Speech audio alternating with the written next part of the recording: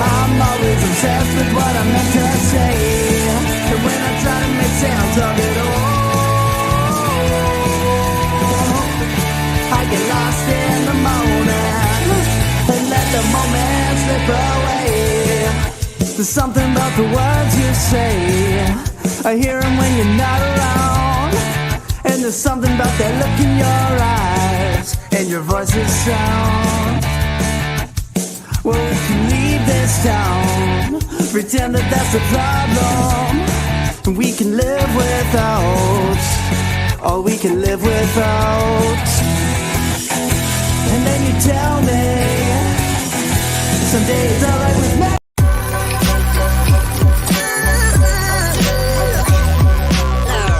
The following is a presentation of the Belly Up Sports Media Network. You are listening to the 1420 Sports Bar Podcast. 4 beer with a sports talk and a whole lot more. We are part of the Belly Up Sports Network. Listen in as Brent and Dave invite you to belly up to the bar with them to talk about everything in the world of sports, just like you would do at your favorite watering hole. It's sports, beer, and shenanigans, so belly up to the bar with us, grab a beverage, and let's get into it.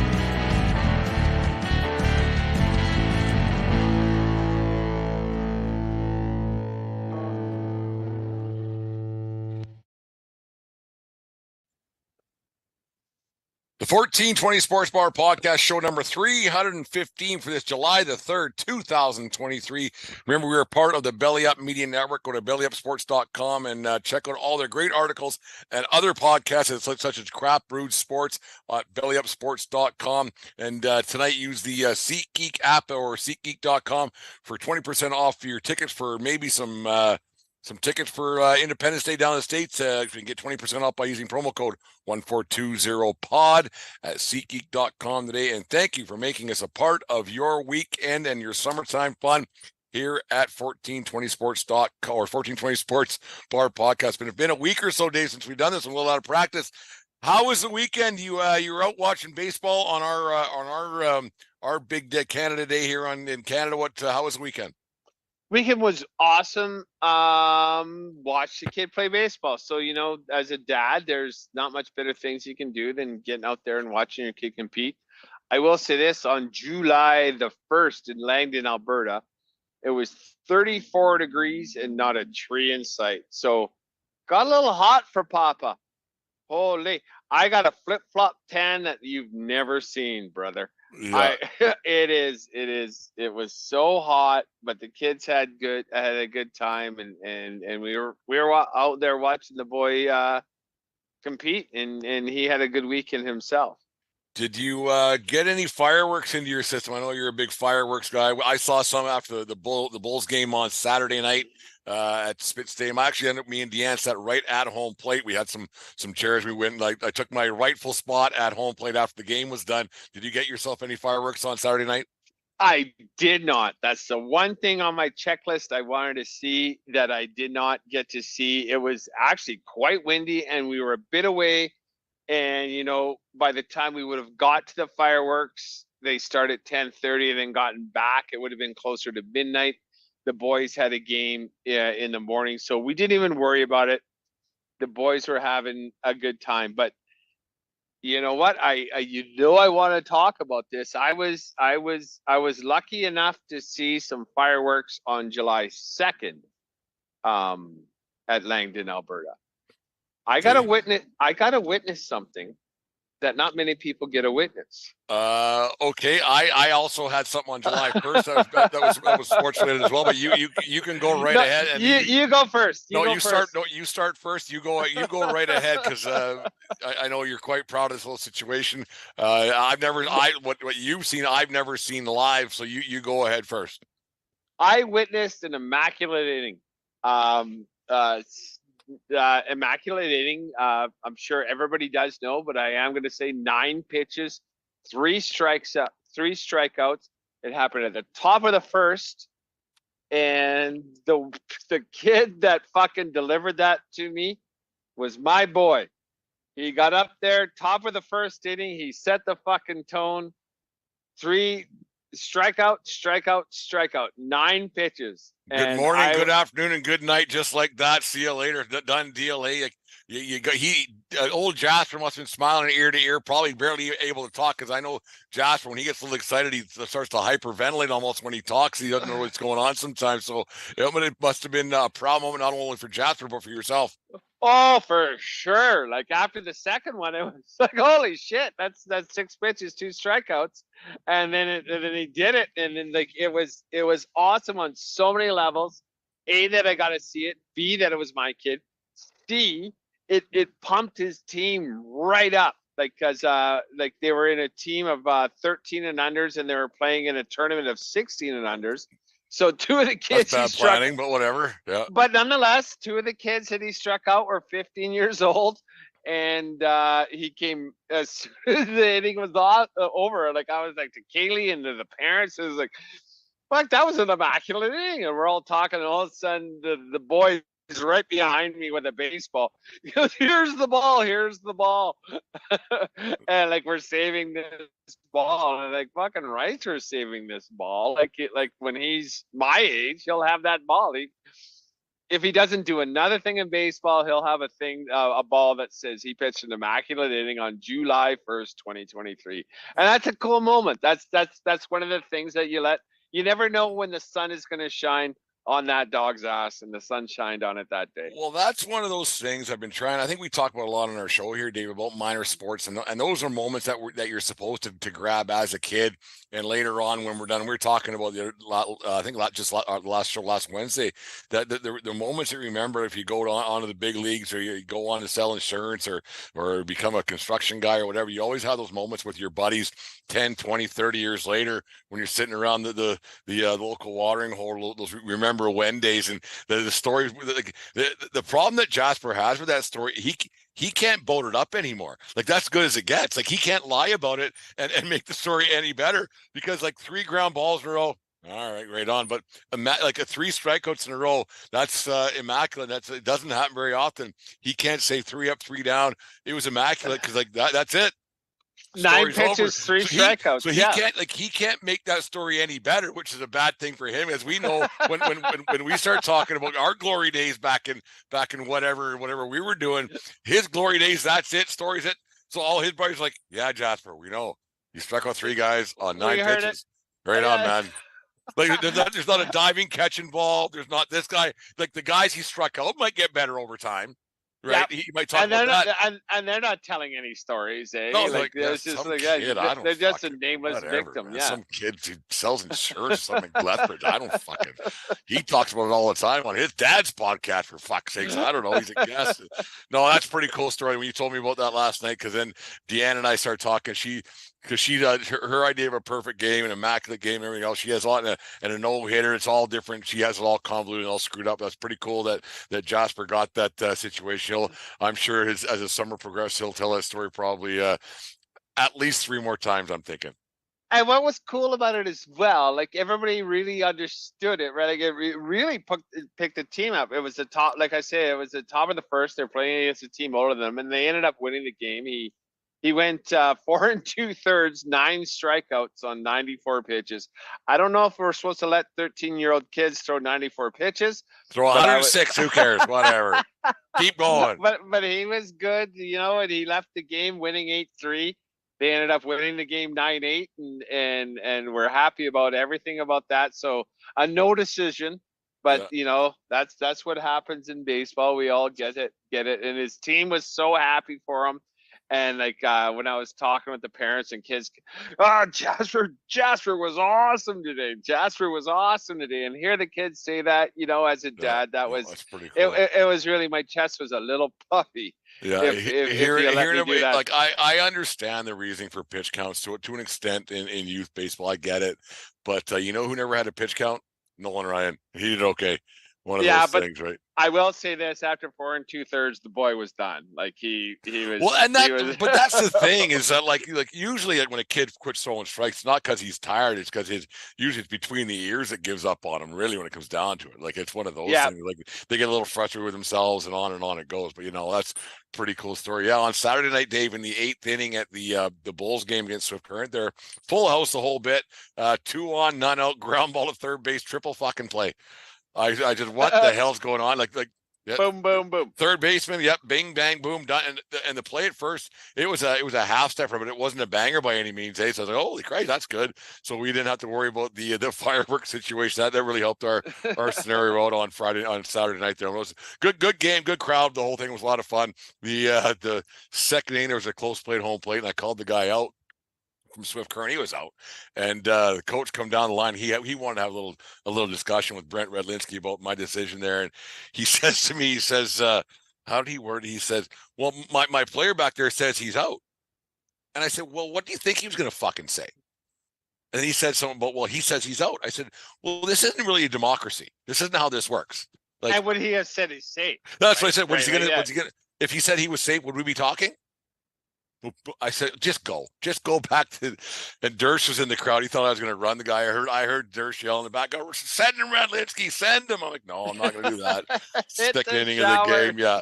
We just got out here. I don't need that kind of a problem when the games first started in front of 25 or 3,000 people, whatever it was. No, nice crowd at Spit Stadium on Saturday night, and fireworks were happening. It was and we spoke about that. Apparently the Bulls organization was a little worried that you were going to get everybody off the field in time for the fireworks. Did that?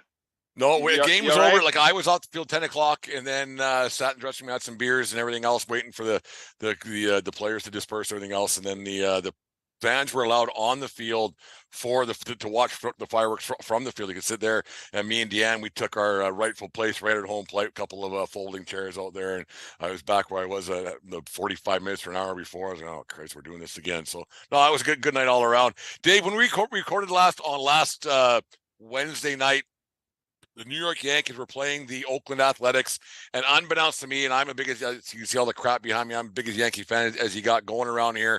And then the game, I went upstairs, had the game on.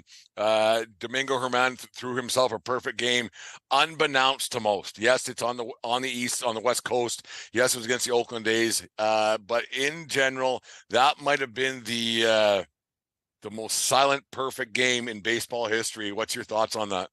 Oh, without a doubt, because like you said, that game was going on when we were recording on last Wednesday. Excuse me. And I had it going on the side, like on mute. And then I even think I mentioned it to you. I don't know if it was on air or during a break. I go, boy, the Yankees are laying the boots to the A's. That was 11-0 final. I think it was how. Yeah, I think it was 7-0 when we were done. Yeah. And then when we were done, I just powered off and closed the screen. I didn't think nothing of it because I wasn't listening, right? And I just look at the score. I wasn't looking at the box score. And so I had zero idea that was a no-hitter, let alone a perfect game. And so I didn't even know. I was eating upstairs. Deanne was making supper for us while we were recording, and I saw them jumping around. It's like when a no-hitter happens, like, you know what, that, because those are once or twice a year. You see those. And then I didn't know until the next morning that it was a perfect game. Same. And you being a Yankee fan, that kind of surprises me, right? Yeah. Because you don't care about Germán, right? Like, and well, that's what I want to get, Dave, with this is that, like, for those of you who don't know, who aren't huge baseball fans, but listen to our show more than they watch Yankee baseball. Domingo Germán went through a situation in 2019, domestic violence at a Major League Baseball event in Manhattan, where his teammates had to restrain him, they got his wife away from him, on and on. He got suspended for 81 games, and on it went. And he got himself in a heap of trouble, had to go through counseling. Him and his family are reconciled. They're back together, and everything's good. As good as can be, I guess. There's always going to be some kind of scars, you would think. But I've never had, and then he got suspended this year for the sticky stuff. So in general, the guy hasn't had a great track record. For me, I'm not a big Herman fan. Like if he started tonight, and I was kind of watching a little bit just because I had the night off the field, so I'd get to watch a game. But I'm not a big Herman guy, even with the perfect game. I'm still like, you know what, this guy's kind of has a tainted past for me. So, and I'm not saying that morally I've done everything correct in my life, but sometimes the old moral high ground might have its place in a sports fan's world. Oh, without a doubt. You don't, I myself, you don't appreciate the accomplishments of people that are bad people, and you know, like spousal abuse is a bad thing to do. Sticky stuff, you know what? I might, yeah. So you got caught. I'm not gonna That come doesn't down bother me on as that. much because, you know, trying to get an upper hand, trying to get a competitive advantage when you don't got it. I get it. I totally get it. Yeah, yeah. Like it's the old saying: if you're not cheating, you ain't trying. To an extent, but yeah, you get to that moral high ground a little bit. I just wonder, talking to some other people about this over the weekend, like when a guy has a perfect game, it's great. Yeah, fourth one in Yankee history, and he gets that perfect game on a Wednesday night in First late. one since 2012. It's like, so it's been a Since bit Felix Fernandez with the Seattle Mariners, he got that Yeah. against Tampa Bay on a Thursday afternoon. Why I remember that, I have no idea, but like you see that the guy do something great, fourth perfect game of Yankee history, on and on it goes, and you wonder, and no one felt like the Yankee fans in general didn't really celebrate it. That even the next day, yeah, it was like, listen, Michael K show, they were talking about it, but you wonder if it was anybody else, if there would have been a lot more, especially because it's the Yankees, there would have been a lot more exposure, a lot more publicity for it. Not even just Yankees. If this guy would have been a Brewer or a Colorado Rocky, I think it would have been more celebrated because, you know, they obviously these only happen. I think this was like the 27th or 28th in the history of baseball. 24th. Like, yeah. So Yeah. like it's just, it doesn't happen very often, and it's something you want to feel good for a guy for having his day in the sun, and you know, the sun shines on a dog's ass every now and then. But why did the sun have to shine on that dog? That guy of all people, right? Yeah. Right. And so it's tough to feel good for someone. It's an accomplishment, and no one's ever going to take that away from him. But really, had to be that fucker? And that's it. And the thing is that so it's okay not to feel happy about it, because the guy fucking beat his wife. You wonder, like, it's one of those things. Like, I had this discussion between my own ears about this. Like, you wonder what would happen if this guy ends up being the Game 6 starter in the World Series. Not that I'm saying the Yankees are going to the World Series, so don't people get all fucking crazy on me. But let's just say if ifs and buts are kind of nuts and the Yankees end up getting the World Series and got to a Game 6 or a Game 7, or Herman's a starter and gets the win, am I going to be as if it's that? Or am I going to be happy the Yankees won? Like, let's compare it to the Ray Rice situation with the Baltimore Ravens. Let's say if Ray Rice caught a game-winning touchdown, whatever year that was, that happened in the elevator with his wife, because everybody was like, this guy should not be playing football. Hey, diddle diddle, Ray Rice up the middle. It was like the year they went to the Super Bowl, right? So like, if this is a situation where Ray Rice catches the game-winning touchdown, everybody was against him starting the season, but would Baltimore Ravens fans, if he catches that big touchdown to win themselves a championship, what are fans saying? Like, it's tough to take that moral high ground, because you can't talk out of both sides of your mouth when it comes to this kind of stuff. I 100% agree, and you know, I've made a pact with myself for the OJ White Broncos, which is my fantasy football team that we do that live draft with. I'm not picking wife beaters. I'm not picking people that have a history of hitting women, and you know, it may have cost me in a year or two, but like, you know, I'm not gonna take Nick Chubb. I'm not gonna take the Cheetah. I'm not going to take Ben Roethlisberger. I'm not going to take fucking, what's his name, Deshaun Watson. Like, I just won't. because I want to cheer for the guys and I want to feel good about cheering for guys. And I understand, like, you as a Yankees fan, like, are you supposed to cheer for that guy? Like, what if it is game 6? What if it's game 6 in the World Series to stave off elimination? Like, you want him to win, but you wish that it was someone else that you got to cheer for. And it's a problem that all us sports fans have, to like, and then you won't even know how you feel until you're presented with the opportunity of, how am I supposed to feel about this?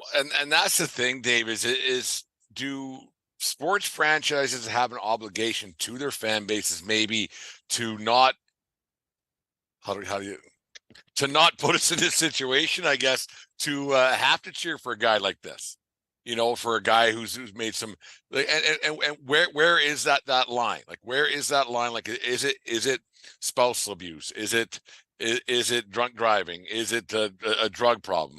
Like where is the line with this moral high ground? Because he is without sin shall cast the first stone, right?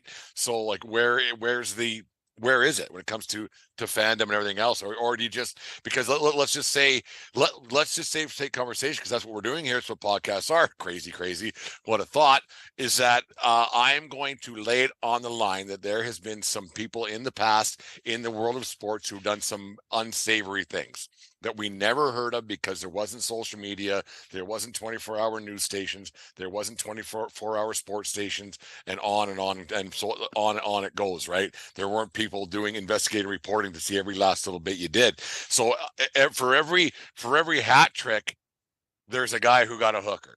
For every 3 touchdown game, there's a guy who slapped his wife. Or you know what I mean? Like, there's always. Oh, for sure. Like just because I'm not giving Domingo Herman a free pass because of the age we live in, but I'm saying is there's probably been some unsavory characters throughout the history of professional sports who were great or were Hall of Famers, whatever, who got away with it because of who they were. Oh, for sure, without a doubt. Like, I think, as you were telling that story, Mickey Mantle, one of the greatest Yankees of all time, they reached out to him when he was retired, and when he was freshly retired and still was on the bottle, and they asked him about his favorite memory from Yankee Stadium. Did you ever see this? Yeah, that's an unsavory it's a funny little story, but it's just a different one that you would, yeah. And it was handwritten right on the sheet. Like, I read it in Mickey Mantle's handwriting. He talked about how he got a blowjob in the dugout on his off day. Yeah. And or under the stairs or wherever it might have been. Yeah, whatever it would have been. And that was his favorite memory of Yankee Stadium. But, like, he had all these great moments, and obviously he was a little cantankerous. Known womanizer, cheated on his wife, on and on it went with the Mick. And then you look at other guys that have happened, and Hall of Famers who did things, but, like, it's just like I said, I'm not giving these guys a pass now because they're playing in the era they got in, but it's a little bit harder to guys they still get away with a lot. Let's not kid ourselves. Yeah, like, athletes get away with a lot of crap. You go right down to college sports. Like, there's sheriffs in Tuscaloosa, Alabama, who let the Crimson Tide do whatever they want. Well, and then whatever the fuck was happening. I'm just using that as an example, but and like Baylor football, right? Like, it was shit going on everywhere forever. And they got close to getting the death penalty because it was so bad, the rapes and everything that was going on, but they got pushed on it. And that's in, like I said, like we were saying, in university football. Like, at what point do we hold our athletes accountable for their actions off the field as opposed to their accomplishments on the field? And and that's a choice we all have to make to ourselves. Yeah, it's going to be interesting come late September, earlier October, like if Herman's on the hill for a decisive game or a game that puts the Yankees into a playoff spot or whatever it might be. And if I'm going to be, like, will I be cheering for him just to get out of the fifth, and then the bullpen takes over and he keeps it close and not get a win? But then again, let's just say if he's let's just throw another hypothetical out there. Let's just say if this cat's going for a fucking perfect game in Game 6 of the World Series, I'm going to be cheering for him. because that's going to be legend now, right? Because now you're into Don Larson territory, right? Like a perfect game in World Series only been done one time. Everybody's seen the pictures and the videos of Yogi Berra jumping in Larson's arms. Only been done once, so you just wonder, like where does morality take over compared to fandom? It's tough. Like it's definitely a tough question you got to have with yourself, no matter what. Like it's you just don't know what to do. And you never really do know until you are watching that game live. And for people to stamp their feet and cross their arms, say, I would never. You don't know. You don't know because you're not a fan, right? And I say it all the time, especially in NCAA basketball and or football, it's a game's going to happen or occasionally in the NFL playoffs. It's like two teams I really don't like. And I honestly don't know who I want to win the game. And I don't know until I actually start watching the game. Yeah. And then it's like, oh, fuck. No.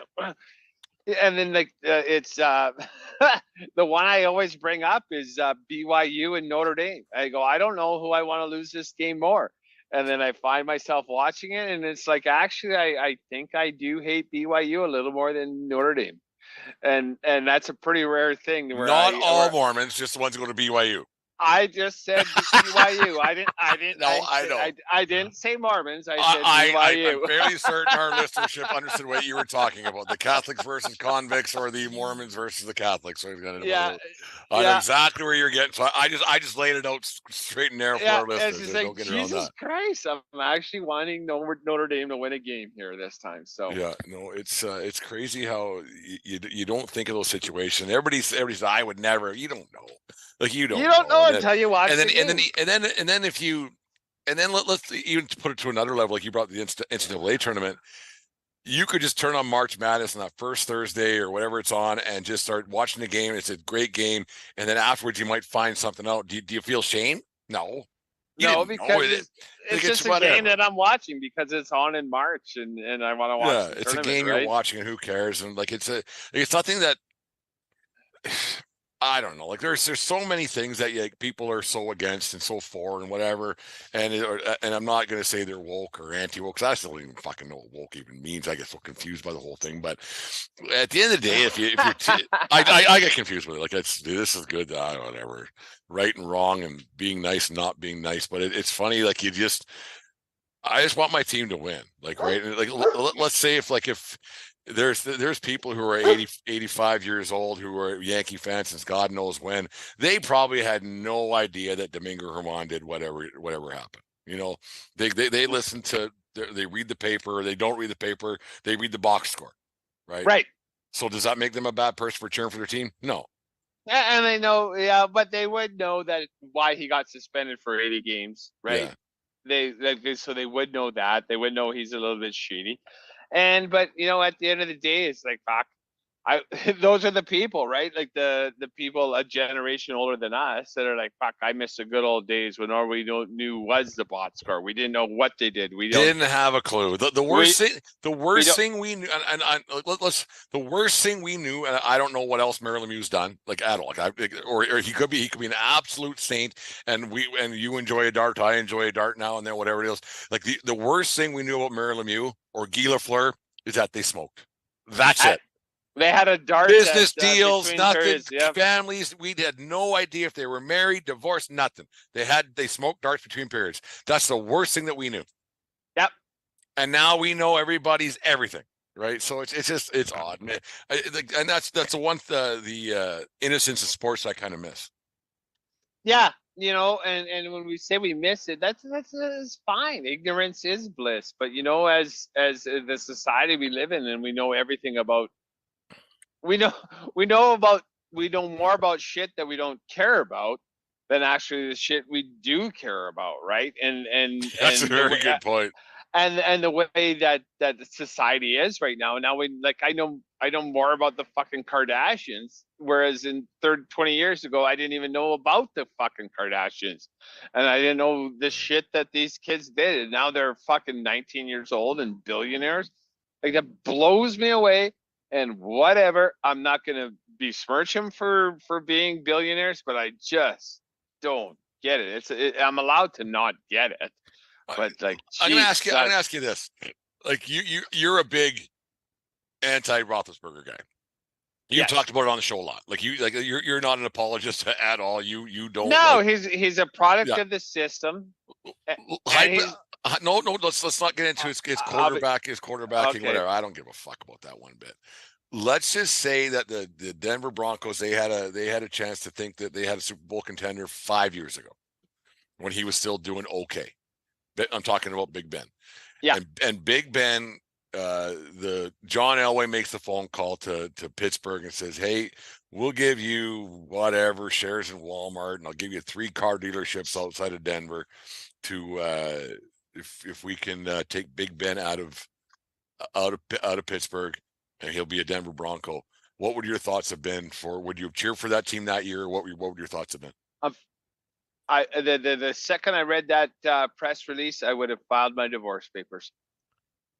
What if it was for 1 year and he doesn't win, he retires? That's it. Are you coming back or no? Well, they wouldn't have Temporary won. separation. Yeah. Well, let's say that they No. Like that's what I'm saying. Like, you know, this is a temporary separation until you fucking pull your head out of the ass. Because I get it, like with Trevor Siemian and whoever the fuck else. God, we went through a lot of quarterbacks there before old D. Russ came around and or Russell Wilson came around. I don't know why I always want to call him D. Russ. It's no. Like, absolutely no. I thought he was overrated the entire time. I never got it. I'm just talking morally. Yeah, you made your case morally against him more than you have his on the field escapades more like, yeah. No, I would have been disgusted.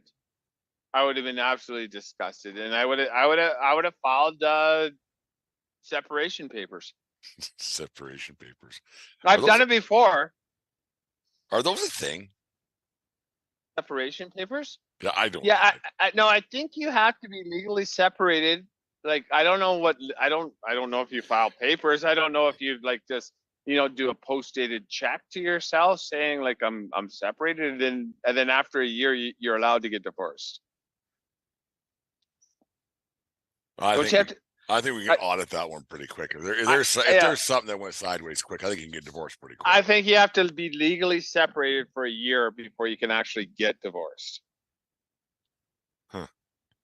We should check with our legal counsel at 1420 World Headquarters, Craig Schwarn. He might be able to help us. Not that I'm looking to get anything. We're not even married yet. But well, you're not even married yet. Yeah, but you're common law now, so it might have to be something to do with that. Like, I don't know. We got some people that are divorced in our listening circles. Just drop us a line at 1420sports@gmail.com. Let us know how you guys went through your divorce situation, and follow us on Twitter. And we'll send you an autographed picture of Dave and myself. No, I don't know. Yeah, the moral high ground is something, because you always people say I would never, but to come down to it, I don't know what I'd do. I do know what I would do. I do know what I would do. If he's in a situation where Domingo Germán's going to win a World Series game 1, game 4, game whatever, I'm hoping he does well. I'm hoping that he's out in the 5th with a tie game or with a lead. Like, and I'm hoping I'm not put in a situation where he's pitching a perfect game into the 8th, because now I have to cheer for him as well as the team. Yeah. So you want him to do an Andy Pettitte job, not a Don Larson job. That's what I would 100% like. That's what I would completely be. Give me an Andy Pettitte. Give me an Andy Pettitte, anyways. That's exactly. Congratulations to Jasper on the Immaculate inning there in what town was that? Langdon, Alberta. I don't remember Langdon. I always wanted to be July 2nd. It was not on Canada Day. It was July on the July 2nd. 2. Jasper Van Roby's his story be etched in baseball history in Langdon, Alberta. A story that he will tell for years to come, and it's too bad he can't make the story any better. The only thing he can make better is the guys he struck out. You know, and you know, that's kind of a funny thing, right? If he doesn't do anything else with his baseball career, this story might get told at his wedding. Oh, it will. He'll bring it up. What if he throws a perfect game for Texas in the World Series of baseball? One of those things that this is it. He ain't. But well, this might be something to propel his baseball career, get a little bit of A little bit of cock in the walk and bump in his step, and all of a sudden he thinks he's a baseball player. Got to do better, boy. Got to do better. Like that's yesterday's news. I gotta son. work out. Yeah, whatever, Jasper. Fucking hit the weights. Yeah, let's. I ain't paying for it. Fuck, whatever. Anyway. The 1420 Sports Bar Podcast, 4 beer sports talk, and a whole lot more. This segment is brought to you by SeatGeek.com, the SeatGeek app. Use promo code 1420pod at SeatGeek.com today and save yourself $20 on your first purchase, and to maybe watch Jasper pitch in the big leagues. One of these days. You know what? And then like stranger things have happened. It was a cool moment, and his team was as proud of him as he was. Like that was good. Like he has a good team, and they were all jacked for him. And it was a fun moment. Was the umpire a little generous? The umpire didn't even know. Oh no, the umpire had a tight zone. And so Jasper knew he had to bring the shoebox of life. And I even got yipped at the umpire because I don't know if we were on air or off. It was the same umpire all 4 games on the weekend. And then after game 2, I bumped into him. I go, that's a little tight. Your strike zone's a little tight. Well, you gotta make them earn it. I go, how about making the kids swing the bat? So maybe that's what I did, because I put the thing in put the bug in the umpire's ear. Put the bug in the umpire's ear, because that was the first game the next day. Because I bitched about a bit of a tight zone. I will never be known as a batter's umpire, man. I'm all for the pitchers, throw strikes, man. I get to the bar. Outs and strikes gets to the bar quicker after a game. Well, exactly. Outs and strikes. And you know what? As kids up there, just make him swing the bat. Make him swing the bat. Strike zone of a fucking hula hoop, man. Just throw it somewhere inside there. Good enough. Yeah, as opposed to throw it here. Throw it here. Anyways. No, fuck. Earn it. Earn that hit. Nobody likes walks. Actually, we'll talk about that next time. We'll talk about that in a second. Anyways, 1420 Sports Bar Podcast, 4 beer sports. SeatGeek is the ticketing app for fans like Boomstick Lady. No free throw is safe from the roar of her sticks. SeatGeek helps her find a seat in the direct eye line of the shooter so she can sit where her boomsticks make the biggest boom. Everybody okay? SeatGeek handles the tickets to sports, concerts, and more, so fans can fan.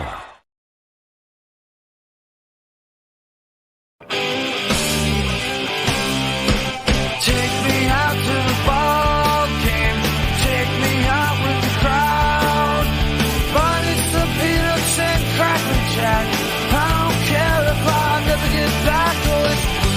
Root for the whole team. They don't win, it's a shame. Now it's 1, 2, 3 strikes, you're out at the old ball game.